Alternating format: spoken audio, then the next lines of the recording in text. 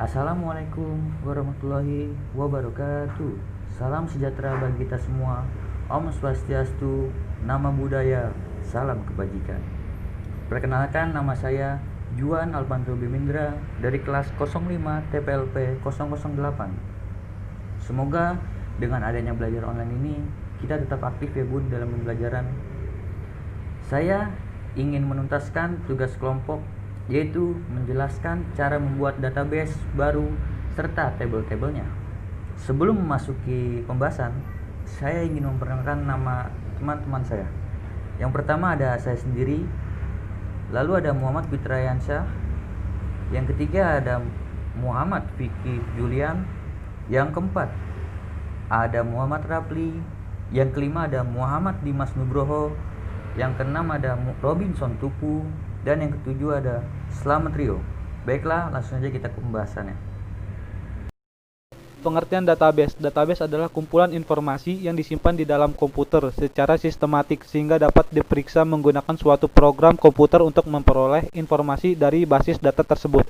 Database adalah representasi kumpulan fakta yang saling berhubungan, disimpan secara bersama sedemikian rupa dan tanpa pengulangan redundansi yang tidak perlu untuk memenuhi berbagai kebutuhan.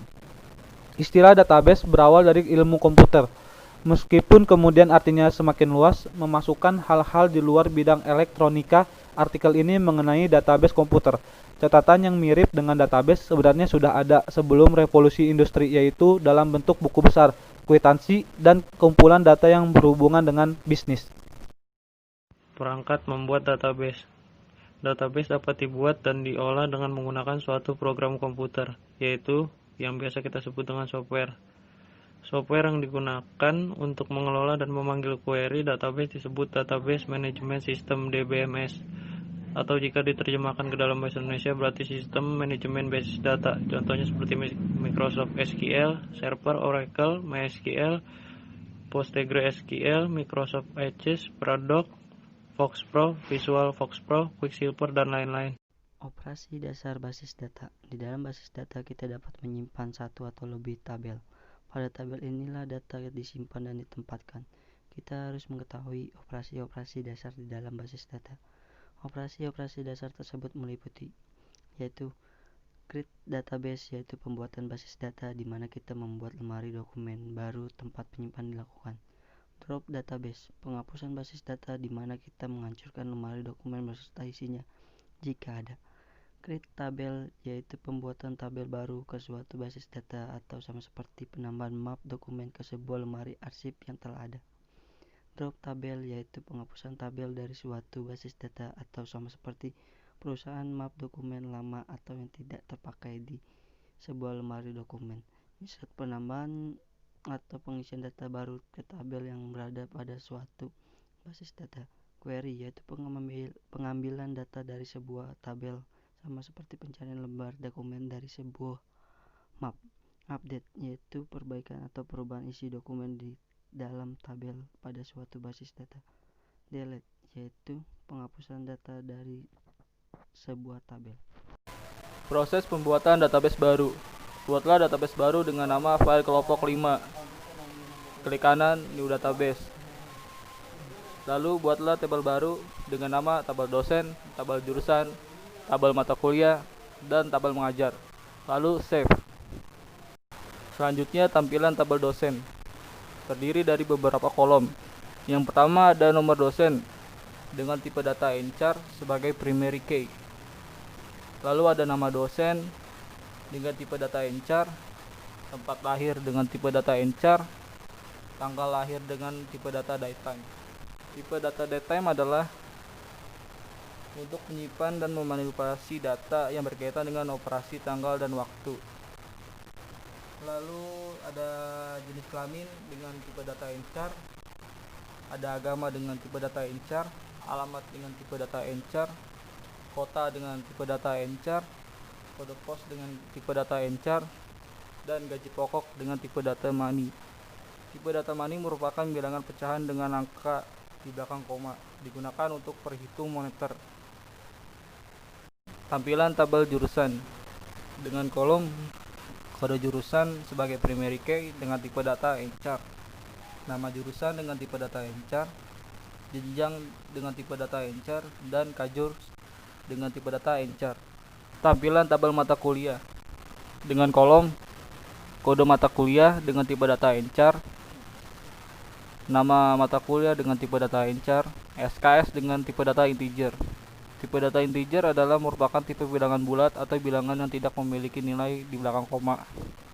Lalu ada semester dengan tipe data encar. Tampilan tabel mengajar dengan kolom tahun akademik dengan tipe data encar, semester dengan tipe data encar, kode mata kuliah dengan tipe data encar, nomor dosen dengan tipe data encar, hari dengan tipe data encar, jam dengan tipe data encar, kelas dengan tipe data encar, dan kode jurusan dengan tipe data encar. Lalu untuk masukkan data ke masing-masing tabel, kita harus menggunakan perintah seperti ini. Insert into tbl dosen kurung buka nodos, nama dos, tmpt lahir, tgl lahir, j kelamin, agama, alamat, kota, kode pos, gaji pokok, tutup kurung, values, tutup kurung, kutip Ahmad Dalam, kutip, kutip Tangerang, kutip, 12.02 1970, kutip L, kutip, kutip Islam, kutip Jalan Manggaraya nomor 1, kutip, Tangerang, kutip, 14.141, kutip, kutip 7000, kutip, lalu execute. Tampilannya seperti di gambar. Lalu untuk memasukkan data ke tabel selanjutnya, kita harus menggunakan perintah seperti di gambar, lalu execute. Lalu berikan juga untuk masukkan data ke tabel selanjutnya, kita harus menggunakan perintah seperti gambar, lalu execute. Dan terakhir, berikan juga untuk masukkan data ke tabel selanjutnya, kita harus menggunakan perintah seperti di gambar, lalu execute. Baiklah, terima kasih teman-teman yang sudah menjelaskannya. Kesimpulannya, SQL, Structure Query Language, adalah bahasa query dengan model standar yang digunakan sebagai suatu bahasa sederhana sekaligus sebagai dasar yang memungkinkan kita untuk berkomunikasi dengan database, membaca, menulis, dan memperoleh informasi yang berguna dari database. Baiklah, sebagai penutup, saya ucapkan terima kasih untuk teman-teman yang sudah meluangkan waktu untuk melihat, mendengarkan video ini. Semoga yang telah kita jelaskan dapat bermanfaat untuk teman-teman sekalian. Jika ada kekurangan atau ingin bertanya, tulis saja di kolom komentar e-learning. Dan jangan lupa untuk like, comment, subscribe, dan klik tombol lonceng channel ini agar kami bersemangat untuk membuat video selanjutnya. Wassalamualaikum warahmatullahi wabarakatuh.